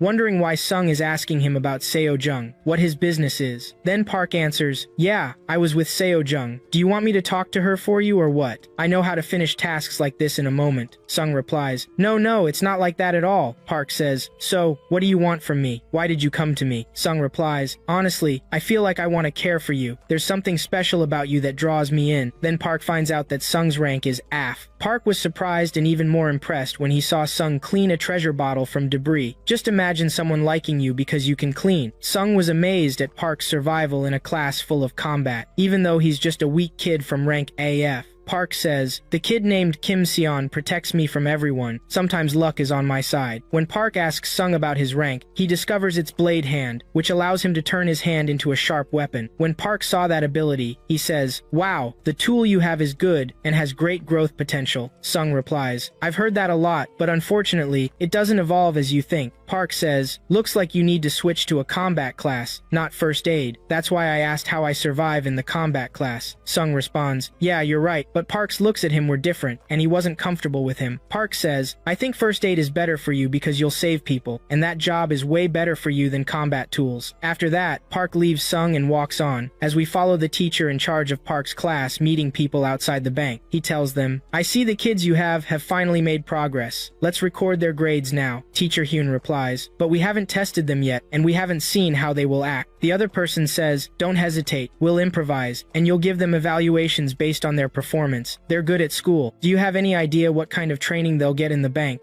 This is just a simple type of training. They won't put in any effort. Teacher Yoon trusts him and asks, "Are you sure about that?" The other person replies, of course, don't worry." Indeed, Teacher Hyun gives all the students the usual grades they receive in class, including Park, who got rank AF as usual. The other person then says, "I know someone here who makes the best cup of coffee you'll never drink in your life." Hyun replies, "Come on, what are you waiting for? Let's return to our students who were standing inside the bank." And while they were passing the time playing, Bayun noticed some people entering, and their outfits were very strange, resembling military uniforms. They started questioning what kind of outfits they were wearing. Suddenly, one of the bank guards ran towards them quickly, shouting, "Get out of here!" In a flash, he fended off a very strong attack from one of the intruders. After fending off the attack, he tells them, "Run quickly to the back door." There were students feeling extreme fear and didn't know what was happening, wondering how this could be just training. That person couldn't defend his classmates and literally turned into pieces before their eyes. The soldier began to talk to the students, saying, "Welcome, comrades from South Korea. I apologize for what I just did." Suddenly, bank guards shouted, "Who are you, kid?" He simply replies, "You seem strong. I hope you make things more exciting than your friend who just turned into pieces." The guards respond, "We know the accent you're speaking in. It's the North Korean accent. Seems like you're a spy sent to us from North Korea." The soldier replies, "Spy or not, I'm here to flip you all. So, dear, instead of flying your head off, fill my bag with all the money in here right now." At that moment, the captain of the bank guards orders everyone to prepare for an attack, saying, "What's going on here, guys? Can't you hear? I told you to fill the bags with money. I hope you listen to me, because I'm still talking to you with respect." Then one of the guards intervenes, yelling, "Shut up, you animal. I never want to hear your voice again." The thief raised his sword, saying, "Oh my lord, I can't believe these southerners can't see or hear. That's the problem. Weak people like you act like cockroaches. Slippers are the solution." Sung watched the thief and said, "We're no match for them at all. That guy's energy is far from usual. Against him, we're just a shot of ants." The captain of the guard ordered, "Use the sword I have quickly. We have to stop what's going to happen." Meanwhile, Sung was running, talking to herself, saying, "They're gonna die a horrible death now. Back off, guys. You have no chance against them." The thief came down with his sword, saying, "You're in my way. Move aside." With just one strike, all the guards in front of him fell to the ground in their blood. Of course, at that moment, the students were terrified by what they saw with their own eyes, wondering, "What is happening?" Song said, "Oh my lord, he was able to take down the B-ranked defensive AI with just one hit. His weapon is so powerful, but he just went right through." The thief replied, "Do you really think this is the end for you? You're just a bunch of weak kids. That's the problem with using useless weak guards." Song said, "This guy definitely has a high military rank and comprehensive fighting skills." Then she shouted to her friends, "Stay calm. I want all of you to hide behind the desks." Everyone responded to her request and started fleeing from him, while the thief stood in front of the ATM and said, "Let me tell you guys, has anyone here ever worked at a bank before? How am I supposed to withdraw from this machine? I don't have any cash." Song ordered everyone to show their devices, saying, "From now on, every sergeant should lead their team." Bayan was so scared and managed to wonder why this was happening. What a terrible luck we have. But Song calmed them down, saying, "Stay cool, everyone. Don't lose your nerves. Hold on until the police or the teachers arrive." The thief kicked the bag and said, "You guys are really harsh. You should be allies and help me fill this bag with cash." Song thought to herself, "What should I do now? I'm not sure I can defeat him alone, and the problem is that the people with him look very strong." Then the thief casually spoke, saying, "Hey, we could use a little help from you because our pockets are empty. This is the service you offer customers in South Korea." At this point, he looked at Song and asked, "What's your name, sweetheart? You look nice, but at the same time, tough." Song replied, "My name is Kim Song." The thief said, "Well, darling, why didn't you answer my question being so brave? Tell me what to do so your friends will gather money into my bag." Song was thinking of how to buy time until someone could help them, then responded, "I can see you're not spies by the clothes you're wearing. Do you really think anyone could rob a bank dressed like that? You look like you came from North Korea, and I feel like your goal isn't really the money." The thief laughed and said, "You talk a lot, and you seem smart. I guess I have to tell you who we are, my dear." Song felt shocked, saying, "How can a criminal reveal their identity?" The thief then declared, "I don't know if you've heard of us before or not, but we call ourselves the Great Plague Unit." Song couldn't believe what she was hearing. She had almost heard of them. This unknown group had no location, history, or classification known. All she knew was that they were a terrorist group moving against humanity, seeing the whole world as their playground, turning any place they set foot on into ruin. They were a vicious bunch, leaving behind nothing but total annihilation of survivors. As for the name Beastie, it was a nickname for the plague, referring to the vicious cluster. The other students were horrified by this name, as they had no idea of their existence in North Korea. The thief began addressing them, saying, "I told you the name the Great Plague Unit. Why are you calling me Beastie? You South Koreans are strange. Anyway, if you get my point, please bring the cash." Was very frightened, saying, "Oh my lord, let's just listen and gather the money in the bags. Enough already. Song continued talking until she was surprised that her hair began to glow. The thief said, "What's happening here? Honestly, you've surprised me." After activating her ability, she told them, "Get ready. He said he wouldn't hurt us if we gave him the money. By the way, these people are not easy." As soon as the thief saw Song, he said, "Hey, the horn you have on your head and your hair, I recognize it." Song replied, "Well, it seems you know my family, and that will make things easier between us." Then she added, terrified, "I have no hope if the soldiers jump into the fight. I must convince him to make it one-on-one." The thief replied, "All right, Coco, I believe you're a smart girl. I don't know if I'm going to fall for your little trick or not." She said, "What trick are you talking about? You definitely won't be facing just one student." The thief laughed and said, "I like your reading, but you're right. Since you're from a family of goblins, I wouldn't be surprised if you're crazy to that extent." She countered, "Well, I'll tell you. You talk a lot. Will you face me or not, terrorist?" He said, "Believe me, you're an irritating girl." Then he took his sword and placed it on the ground, saying, "I accept the challenge, little one." She said, "All right then, let me attack first. You seem so confident." She talked to herself, saying, "Thank goodness, my provocation resulted in this. He can't back out of a promise in front of his men. If I defeat this thief, I will have won the whole battle. I must succeed." She reached for her back but didn't find her sword. She remembered she had left it on the ground during the break. "Oh my lord, what is this?" She felt panic for missing the opportunity. At that moment, he suddenly charged at her, saying, "Look, it seems you forgot something. If you don't attack me, I'll get bored." Song realized his attack at the last moment and dodged a powerful blow, but it struck the wall behind her with a loud crash. She shouted, "Oh my lord, if that attack had hit me, I would have turned into shawarma," but she felt relief because she had something else to use against him. She grabbed a rock from the debris and attacked, but the thief easily broke the rock, saying, "What are you doing? Your surprise attack isn't impressive. Where's the bravery I knew just moments ago?" Song fell to the ground, unsure of how to respond, and he taunted, "What? Why have you stopped?" Scared, "I'm starting to doubt that what you have is a goblin spirit or just a flying squirrel." Her classmates watched the scene in amazement, saying, "This girl is amazing. She can face the boss." Song used her fighting skills, and the others started cheering her on, saying, "Song, Song." At that moment, our hero Park appeared. He said, "Honestly, I don't know how to be the hero of this story." He looked at them and said, "This isn't the time for cheering. What are you doing?" He spoke to whoever was hiding next to him. "I get it now why she's famous. She's facing the boss Beastie face to face." He seized the thief and said to him, "Listen, Song, the situation here isn't what you think. We need to get out fast." Song replied, "Where do we go? How?" Park looked at the ceiling and said, "We'll exit through the bathrooms. The lockers are under the desks, so we'll try to find a way to stall them until they can find us." Back to the boss, Beastie. He continued fighting Song, while all her goals lay in buying time until any help arrived. But in the middle of her thoughts, he landed a hard hit that sent her crashing to the back of the bank. The boss raised his sword in front of her and said, "I'm telling you, now let me finish this game of cat and mouse you're playing with me." Blood poured heavily from Song's mouth due to the blow she received, and her classmates responded in distress. "Oh my lord, Song has lost. We don't have anyone stronger than her. It seems it's over." The boss pointed his bloodied sword at her face, saying, "Is this all you have, girl?" Song laughed and said, "You still haven't seen what I'm capable of." The boss laughed wickedly, saying, "Do you think you're an irritating girl?" At that moment, Park shouted, "Everyone scatter, this isn't a joke. Move." He pulled Song and started running, encouraging the other students to escape with them. Biyun exclaimed as they ran, "If they catch us, we're done." The boss saw the situation and shouted, "What's happening here?" It seems they made a quick decision. He ordered his men to capture all of those kids. They heard his command and returned to him saying, "We'll bring them to you in a sack." They quickly went to grab anyone who knew Song. The boss told them, "My men will catch them anyway." Song paused and said, "Why is he ordering his men to capture them? This means he doesn't plan to kill them, so I'll buy some time until someone arrives." As soon as the boss saw her standing in front of him, he said, "It seems the topic has stirred your determination. Are you planning to kill me, or will you continue to flee? Do you have something to say? Why don't you join me?" She stood her ground and said, "You must be joking. That's impossible." The boss replied, "Think about it. That's a tempting offer. I don't want to tell you that a type of woman stands in front of me like this, but I will never agree." Song retorted, "No, I can't trust a terrorist ever." He said to her, "Believe me, I'm sorry. I forgot to introduce myself. My name is Kim Jong, or as I'm often called, the son of North Korea." At that moment, Song froze at what she heard. He is the greatest leader in North Korea, and also the greatest military and political commander, one of the most powerful figures there. He holds all the titles. The leader spoke seriously, saying, "I have some concerns, as they've called me the son, and I'm still young. By Lord, I want to marry a talented woman who will stand by my side." But Song was still standing, dazed. thinking, how could Kim come here in person? He approached her and said, why are you so scared? Backing away. I don't like to introduce myself in such situations because they fear me. Song was trembling in front of him, laughing in terror and saying, aren't you supposed to have a bounty on your head? That definitely must be huge since you're a famous international criminal. I'll buy all kinds of titubaki for my friends during this session. For a long time, she was talking and couldn't say another word, and in the end, she made her talk funny for him. He mocked her sentence, saying, what audacity you have to speak in such a situation while trembling in front of me. He muttered to himself, thinking maybe that's why they didn't want me here in person. This girl seems more significant than the event appears. He recognized that this was more than just a bank robbery. He needed to be present personally. The leader Beastie continued his conversation with Song, saying, hey beautiful, we've determined who's won between us, so why don't you act politely with me? Song, still backing away to retrieve her weapon, replied, you decided the winner too early. All I was doing was retrieving my sword. Then she kicked her sword to catch it and said, there are many things you don't know. A powerful aura started to emanate from her as she drew her sword, saying, watch out now, darling. At the same time, students were running while the soldiers chased them, managing to catch the first of them, rounding up everyone they could capture. Meanwhile, we returned to Park, who was in the bathroom with Si Young. Park remarked, by Lord, Si Young, this bank is very clean. Si Young retorted, Lord damn it, we need to get out of here, because the students are on this floor. They'll come looking for us here. Park replied, sit down, don't worry, take a breath, and calm down. We'll survive, Lord willing. Si Young was surprised by Park's calmness and asked, are you okay? Park answered, why do you ask? Is something wrong? Si Young thought to himself, what happened to us might happen to the guards if we get caught. However, Park is calm, but this guy feels strange and doesn't reassure me. Park said, no, there's nothing wrong, don't worry. Anyway, we can't stay here. They'll find us before we even know it. Then he remembered Song's strength, saying, she's strong. She'll be able to stand up to their leader, so we shouldn't worry about her. Let's get out, Park replied. Calm down. There's no point in running. We have to fight them. Si Young was shocked by what he said, saying, what are you talking about? Didn't you see how the guards were? Even the adults under training were no match. The guard was a B rank and killed in one blow. So what about one who's C rank or another F rank? Park asked a strange question. Hey Si Young, do you think souls can be ranked? Si Young was bewildered by his words, saying, what are you saying? Park answered, I heard that Song fighting there was at that rank when she was young, but she's now at a higher rank. Park continued, you still think ranking is the core standard. Maybe the rank they gave you is just a fake rank. At that moment, Si Young heard someone on the 5th floor and felt fear, saying to Park, oh my lord, someone is coming up. If we had left, what would we do now? Where would we hide? Park calmly said, look, Si Young, your ability is good, even better than mine. If you focused a little, you could add all kinds of remarkable changes to your ability. Si Young replied, shut up, you're ruining it. The man is coming. Then Park put his hand on Si Young's shoulder, saying, listen to me, Si Young. Si Young looked at him, his eyes filled with terror, asking, what is it, Park? Park answered, you have to trust me and do everything I say literally. Meanwhile, a soldier burst into the bathroom shouting, you dog!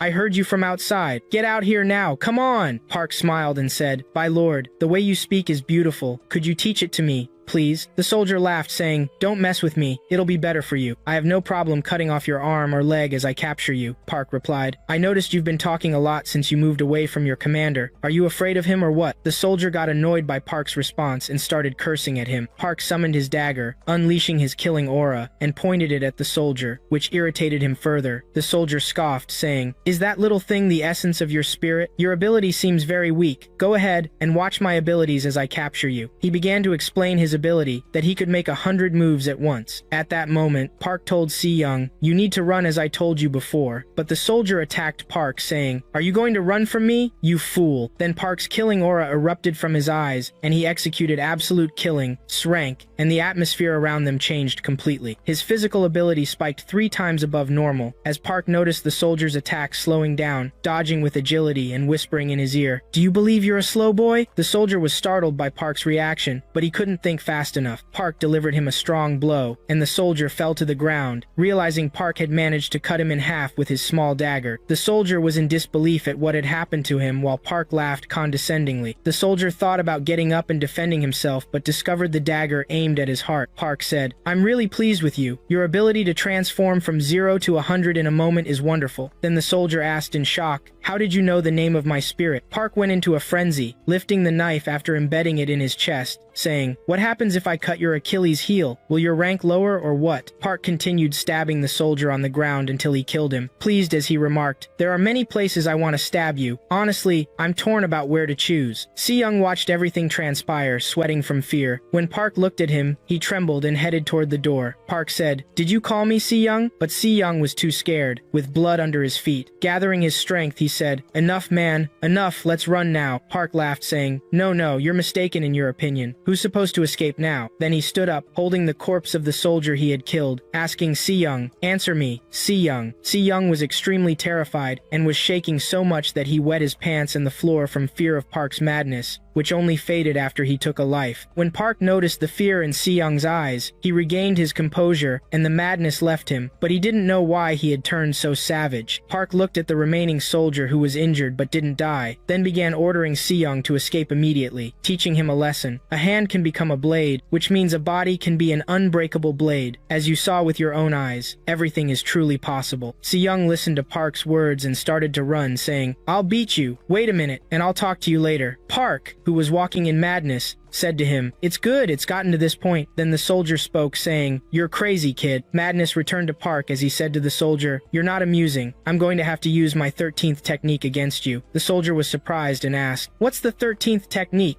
Shocked when Park said, "I didn't expect there to be a coward hiding his strength in a situation like this. I must report to the commander by any means." Meanwhile, Park interrupted the soldier's thoughts with an attack and slit his throat, saying, "Sorry, buddy, but your neck was in the way." Now back to Song, who finally grabbed her sword. Kim said, "What's gotten into you? Have you turned into a cat scratching?" She replied, "Wait a minute, I will fly your neck now." As he attacked her, she said, "You don't think I'm capable of handling you, do you?" But Song easily deflected the attack, saying, "Didn't I tell you I'd fly your neck?" The soldier was baffled by her ability, saying, "What is this? You managed to deflect my attack. Your sword's edge is strangely powerful." She said, "Oh darling, people say I robbed the most valuable thing from my family's vault because I took this sword from it, a sword specially made to face powerful opponents, named Killer of the Four Cursed Tigers. Depending on the bearer's ability, it can sever one's higher than A rank." At that moment, she attacked him using the Goblin Duelist style, which allowed her to create multiple copies of herself during the assault. Kim laughed and said, "3 of you? No way, you're kidding. You have to marry me." Song replied, "Honey, my own family is trying to marry me off, but unfortunately, I turn them down even before they make it through the door." Then he raised his sword, claiming, "Sorry, darling, I'm going to kill you now. I feel like I wasted my time proposing to you." But Song managed to dodge his attack, even as he destroyed the copies she made. She said to him, "Why are you backing off? Didn't you become stronger after grabbing my sword?" He landed a strong blow with his sword, pushing her back, but he said, "Looks like I'm stronger than you." Yet Song insisted, "I'm still here. I'm not done yet."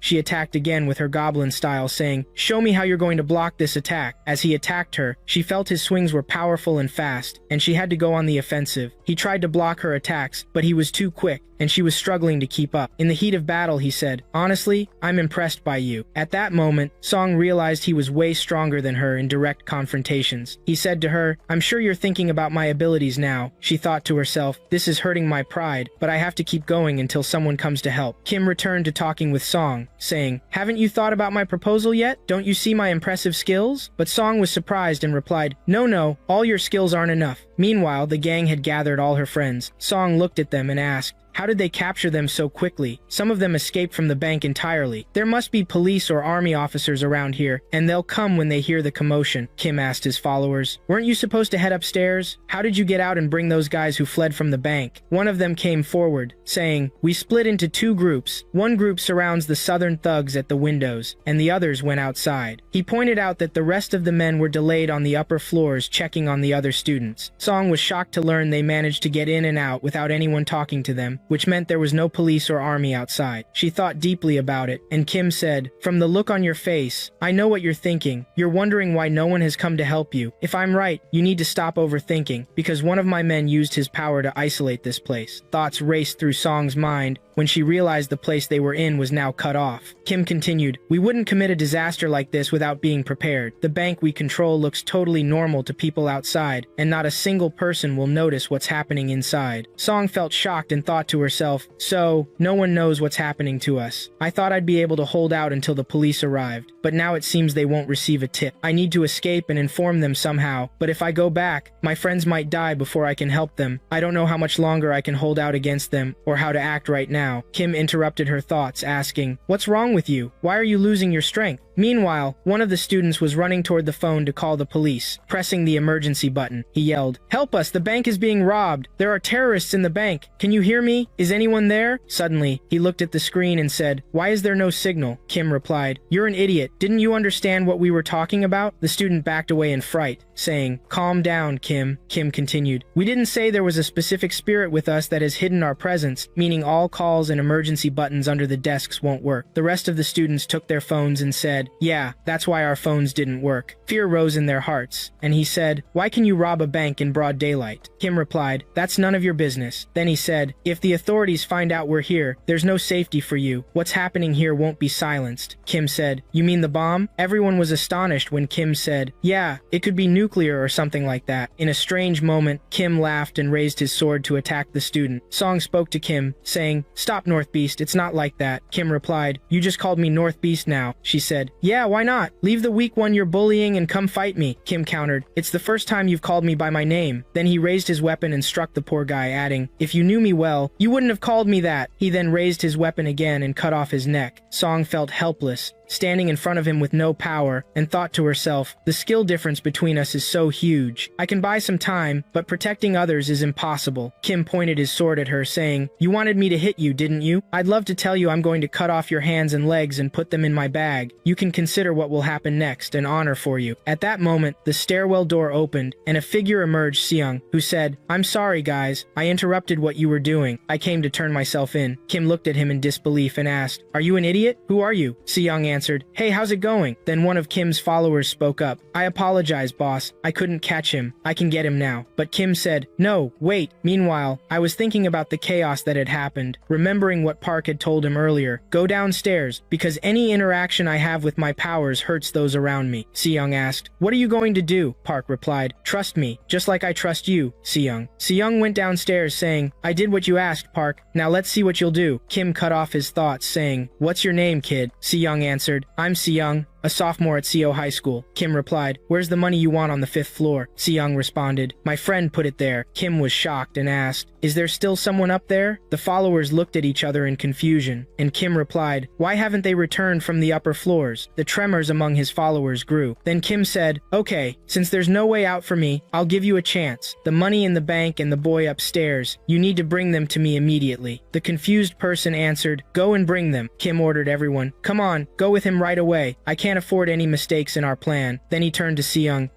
Will you come to me yourself, or should I chase you?" Seung answered, "Of course I'll come to you." Kim continued, "You're smart, and you seem like you'll grow on me. But I want to tell you something. I'm bored and want to play a bit. Do you see that goblin girl? Her name is Song, and whoever brings me her arms or legs will have his life spared." And he gave everyone a chance to mock the game he proposed. Everyone looked at Kim in shock, some showing signs of disbelief, and one said, "Is there really someone who can defeat Song?" One of her peers replied, "You can't say that. Are you crazy? Song has been fighting for us from the start," she affirmed, "but we're done, and the winner of this contest has been decided. We need to save ourselves." Suddenly, Kim started to ruin the situation, saying, "I don't want to waste my time. I'm going to start a countdown because I'm feeling bored." One student stood up and said, "Oh Lord, we have no other option." One of Kim's friends replied, "By the way, Song's family is well off, so they could provide for her even if she loses her arm or leg." Song listened to this and felt sorrowful. Seung approached her and said, "Let me tell you something. Don't worry. Hold on a little. You'll see what happens." Song asked, "What do you mean by greatness?" She was confused and didn't understand, while thinking, how did this kid get here without anyone noticing? And why does he prefer to show up instead of hiding? Then she said to him, "You were supposed to stay hidden. All you've done now is increase the number of hostages." One laughed and said, "I came to help you." She said, "Unfortunately, you came at a really bad time." She looked at her peers and saw them terrified, criticizing them. "Do you all believe you're interesting? Instead of being grateful, you want to take my arm? You ingrates." Seung spoke, saying, "Calm down, Song. I've decided to be Park's friend, and I'll become his best friend later." And suddenly Kim exploded in anger, smashing the desks around him while shouting, "You're trash. I won't spare any of you if you keep dragging your feet like this." The students started to close in on Song to take her arm or leg, saying, "We're sorry really, Song. We have no other choice." Kim asked Seung, Are you standing with this girl?" He answered, "Unfortunately, yes." Kim smirked, saying, "Alright, if you're here, you're the one who will bring me her arm or leg, and I'll spare your life. He then added, now, 8 of you can walk out of here alive. Seong laughed at the situation, saying, this guy is crazy, but I'm sure you'll protect us, Song. Song called out to Kim, saying, you, North Korean doll. Kim got angry and said, how dare you say that to me? She replied, listen, I'll give you 2 words. If you kill everyone here, you'll let me and Sayoung go, right? Kim laughed hard at her crazy idea. Do you really believe that, Song? If you do that, I'll let you live. Song brandished her weapon and shouted, bring it on then. As others hesitated, Kim provoked them fiercely. What do you think you're going to do standing in front of her like this? Either bring me her arm or leg, or you'll lose your heads. The choice is yours now. One of the girls screamed. Think carefully, Song. Is it right to choose the option that guarantees the majority's survival? Do you really want to kill us all for you and your friend to live? But Song didn't hear her, too busy thinking about how to survive. In that moment, Song employed her demon duel style and attacked the first guard. The guard tried to strike her, but she got close and said, fight me with all you've got, Guard 1. The battle raged fiercely between them, exchanging blows. The guard managed to hit a copy of Song, but the copy vanished suddenly, allowing Song to capitalize on the situation and land a powerful blow that knocked the guard to the ground. Song leaned in and whispered something in her ear that no one else could hear, then threw her away. The students gathered around saying, are you okay? Song weakened her, one pointed out. Her ghostly copy vanished. She must be exhausted and weak. Another student said, right, we should focus on the boy with her. He's weaker. At that moment, Song shouted, step back, Sayoung, because they're going to attack you. As the events unfolded, Kim was enjoying the spectacle, laughing and saying, you all are so entertaining. I want you to hit each other. Let the blood flow here and there. Start now. As the tension rose, the students closed in on Song to take her arm or leg. Kim asked Seyoung, are you siding with this girl? He replied, sadly, yes. Kim laughed and said, good, you'll also be the one to bring me her arm or leg, and I'll spare your life. He then declared, now, 8 of you have a chance to walk out alive. Seyoung laughed at this situation, saying, dude, I think this guy is crazy, but I'm sure you'll protect us. Song pleaded with Kim to leave her alone, saying, if you kill everyone here, you'll let me go with Seyoung. Kim laughed at her idea. If you do that, I'll let you survive. Song swung her weapon, saying, bring it on then. Then Kim charged in anger, saying, I want to rip your head off now. But in a moment of chaos, Park came crashing down from the upper floor, smashing everything in his path. Park yelled, what's happening here? Kim looked at him angrily, then decided to confront Park, saying, you're the one who invaded my territory, so I'll end this now. As Song struggled with the massive boulder, trying to stop it from falling on her classmates, she spoke to Kim, saying, don't think I can hold this for long. At that moment, Kim looked at the terrified students below the rocks and said, if any of you tries to leave here, I'll kill them all without hesitation. I have outside companions waiting for orders, and you, Song, won't succeed. So Song called to the students, don't be afraid. She sacrificed herself to save you, send word, to make your strategy to endure. Seyoung said, you're slow. Song sacrificed herself for you. If we all gather and leave at once, I'll succeed. Let's strategize our attack. Bayan said, what are you talking about? What if Kim comes back now? What will he do to us? Leave all of this. Meanwhile, our hero Park appeared. When he saw Kim, he said, what's this? You're here. How's it going, teacher? Kim was surprised and asked, haven't we just seen each other? When did all this chaos happen? Park laughed, saying, honestly, I've enjoyed them for a while because they kept trying to kill me one by one until I saw what happened to them. Kim laughed, saying, right, the demon underneath was amazing, but where have you been all this time? Park pointed to his dagger and laughed. Kim asked, isn't killing fun for you? How about joining me in the bestie organization? You'll be my right-hand man. And if you join us, I'll offer you delicious dishes like those you killed today. Park thought for a moment, then said, I think I'll kill you the 9th way. I see it suits you perfectly. In a flash, Park moved all around and began attacking Kim. Kim said to Park, you know you resemble a bear. As Park moved around him, he said, honestly, I'm enjoying it. When Kim sensed Park was a danger, he knew he needed to create a gap and lifted his sword to deal a heavy blow that shattered the ground. Park's strength appeared at the right moment. Kim expected Park to pop up behind him, so he swung his sword to strike him. Kim used his special ability, which allowed him to cut anything in front of him, including the ground. He brought the sword close to Park to split him in half, but Park laughed after reading Kim's ability and said, your ability is way too long. Kim was stunned that Park managed to know his ability, and Park succeeded in blocking Kim's sword with the kitchen knife he had. Then Park jumped skillfully, provoking Kim by saying, your ability is way too long, and you're amazing. How did you manage to do that? Kim thought to himself, the kid dodged my attack. It seems like he's playing with me. Then Park threw a question. What's your name? Park introduced himself with all pride. I'm Park Jin. Kim replied, well, Park, you have strange eyes. Did you win them in a chips bag? Then he offered, why don't you join us in the plague unit? Park answered, no, leave that talk. Man, you're the strongest person I've seen in my life. Kim looked astonished and asked, "What changed in your words? Do you want to become a member with us in the plague unit?" Suddenly, Park's eyes lit up, and he said, "All I see before me now is that you are 9. Kim responded in surprise. "9? What do you mean 9? Park confidently replied, "9 ways I'll kill you." Kim laughed, saying, "Dude,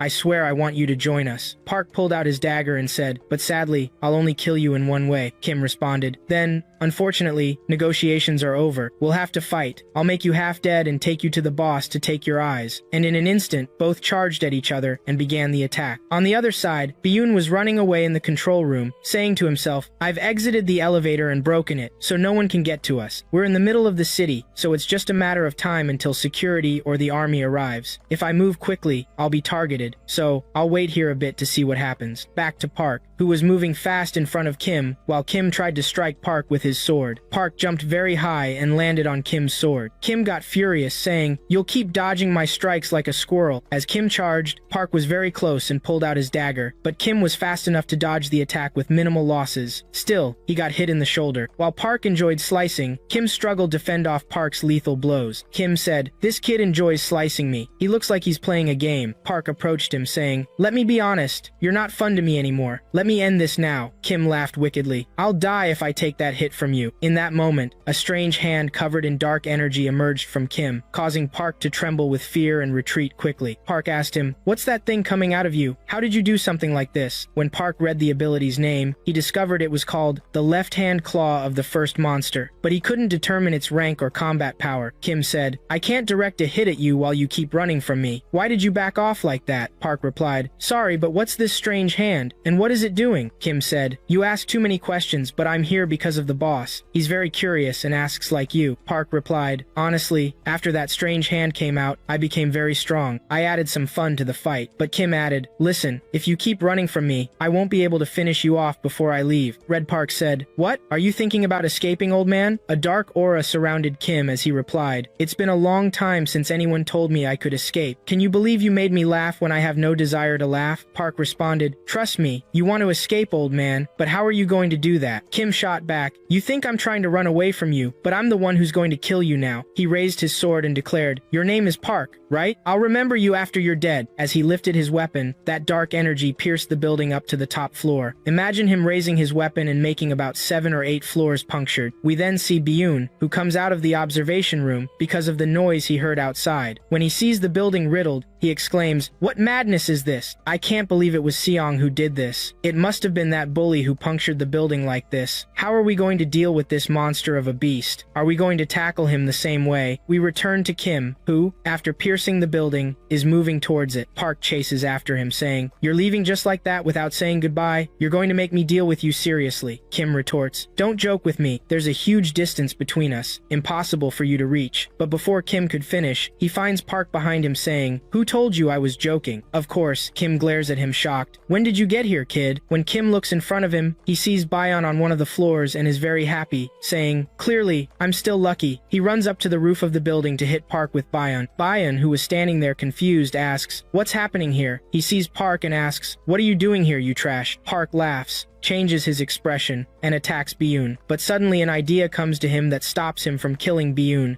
and he collapses beside him. Bayun asks as Park drops next to him, "You trash, what are you doing here?" Kim, escaping on the roof, replies, "You know, Park, thanks to you, my life has been rewritten today." Of course, Bayun is stunned, questioning, "Weren't you fighting with Seong? What brought you here?" Kim looks at Bayun, who was talking to Park, and says, "How are you talking to Park like that?" Meanwhile, Biyun is shouting at Park, saying, "You meatbag, what's going on? Why aren't you responding, you trash?" He mutters to himself, "Was it Seong who sent Kim here? There's no way this trash did that." Biyun starts to grasp what's going on and hopes what he thinks isn't true. Biyun shouts at Park again, "You trash, why don't you answer me quickly?" Park stands in front of him, emitting an evil aura. At that moment, Kim speaks to Bayun, saying, "I want to thank you, my friend. Thanks to you, I could get rid of this crazy bastard." Of course, Bayun can't believe what he hears, retorting, "What are you saying? Are you insane?" Kim continues, "Listen to me, my friend. I never forget anyone who does me a favor, even if the person who helped me is ignorant." Bayun seems confused and doesn't understand a thing. Then Kim continues, "I'll give you advice since you might have saved me. If you want to live, you need to get down to the first floor now. Only then will you ensure at least one of you survives." Biyun looks at him in shock. What are you talking about, guys? Why don't you understand me? He tells Kim. You want me to go down to face your guys and get blown up? Kim replies, do what you must. Try to survive, buddy. And he thinks to himself, I'm really glad I came to South Korea because this demon girl has some really good potentials. Then he looked at Park and said, how were they training these kids? Even the boss wouldn't have thought of having a bloodthirsty monster like this. Kim repeats to Bayan, saying again, I don't forget those who do me favors, my son. If you want to live, you have to get down to the first floor immediately. Bayan responds, are you joking? Are you escaping or what? Bayan began to understand the situation and said, how can Kim be scared of this trash? Friends, this is absurd. He's just a lowly failure. Park was then hovering close to Bayan, an aura of murder radiating from him, and said, how are you, squad leader? Welcome, Captain. Weren't you the leader who made fun of me and took my eye? The master fled because of the squad leader. How about you? Want to play with me now? Of course, Biyun was left speechless, and all he thought was, why are his eyes changing color? Why do I feel real danger from this kid? I could die any moment. So he picked up a piece of debris from the building and threw it down, and as he held on, he said while jumping, now I'm certain this useless kid has gone insane. It's better for me to listen to Kim and back off. Park was standing there and said, can you escape from me like this, Captain? Do you want to play hide and seek or what? I'm right behind you, and I'm gonna catch you. Then Park dashed after him, moving left and right, easily closing in. At that moment, Biyun took out his weapon and tried to hit Park, but Park dodged the blow effortlessly. At the same time, Park was spotting all the ways he could kill Biyun, increasing his bloodlust. He told him, Lord bless you, Captain. Then he gave him a strong shove from his neck and grabbed him, while Biyun struggled to break free, yelling, let me go, you trash. Park replied, what about you, Captain? How should I kill you? I'm puzzled. Should I cut your arm or leg first? Biyun screams, someone save me, friends. This failure has me with a lunatic. This kid has lost it. He tried to hit Park with the heavy piece of debris he had. Park stepped back to take a strong push and lunged at Biyun again, grabbing him in an embrace while saying, do you believe it? It was hard for me to catch you while you were flying in the air. Look now. How will you escape from me, darling? Biyun was terrified, pleading, have mercy, please. Let me go, kid. Let's fall together. You're just a failure and dumb. If we fall like this, we'll die together. Let me go, you loser, you trash. Park asked, are you sure who you're talking about? I don't think if I fell from this height, I'd die. Of course, Biyun was in a precarious situation, desperately trying one last time, in a futile attempt to hit Park with his bare hands, saying, I won't die with you, loser. Park dodged the blow, remarking, you know, you look pretty slow, Captain. After Park managed to dodge the hit, he saw the sword coming at him quickly and evaded it again. Biyun was dumbfounded by all the things he was witnessing, as Park was able to evade such an attack. Biyun reached his limit and decided to launch a final attack on Park, lifting the rock he had and throwing it with all his might toward Park. But Park managed to dodge it and entered one of the floors. He looked at him and said, looks like you're trying to play with me, Captain. And when he glanced beside him, he found the sword that had been thrown at him, looking like Seong's sword. Park laughed and said, looks like I know who I'll be playing with this time. He's my favorite. We return below where the students are, and Seong holds a piece of rock, telling one of her classmates, why don't you attack me, or are you unable to because of the injury I caused you? She mumbled to herself, I'm just stalling because I've reached my limit, and I can't keep carrying these rocks. At this point, I can't go on any longer. At that moment, the captain of the first squad comes and prepares for her attack, heading towards Seong, saying, since I'm the first squad captain, I must do what's necessary. Her teammates try to stop her, saying, no, wait, don't hit Seong.